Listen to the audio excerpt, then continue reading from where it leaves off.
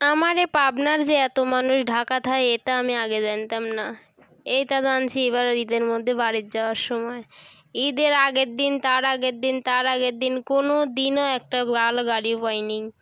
গাড়ি কি 1 মাস আগে তাহলে টিকিট কেটে রাখা লাগবে? এটা কোনো কথা? ঈদের আজ 3 নাম্বার দিন বাড়ির যাচ্ছি, তারপরেও হচ্ছে একটা গাড়িও নেই। গাড়ি আছে, গাড়ির সিট নেই। গাড়ি নেই, এটা তো ভুল কথা। এমন লোকের লোক আমাদের পাবনা রোডের যাত্রী মনে হয় বেশি। এত লোক হলে কেমনে হেরে বাড়ি যাবো?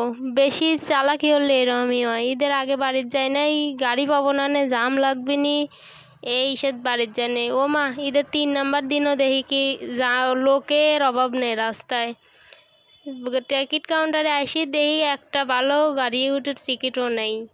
এখন কী করবো?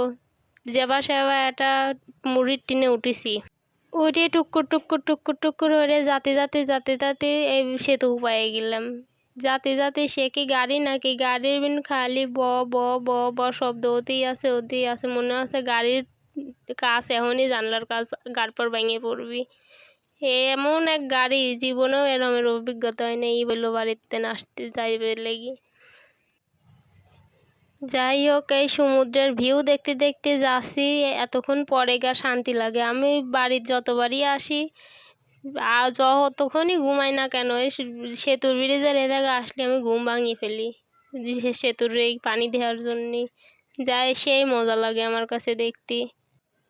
পানি দেখতে যাচ্ছেই আর মনের কাছে শান্তিই লাগতেছে। বাড়ির যাবে চাইছিলাম না, তারপরেও বাড়ির ইমোশনাল লোক, বাড়িতে না গেলে আমারে ভালো ঠায় না। বাড়িতে সে লেগিন চলে গেলাম। ঈদের মধ্যে যাবে চাইনি, তারপরেও কি করব, সারা গাজীপুর ফাঁকা হয়ে গেছে। বাসায় নিজেরও ভাল লাগে না। এই গাড়ির যাতে যেমন গাড়ি, ঠিক সেই রকমের হোটেলে টপিকস দিছে।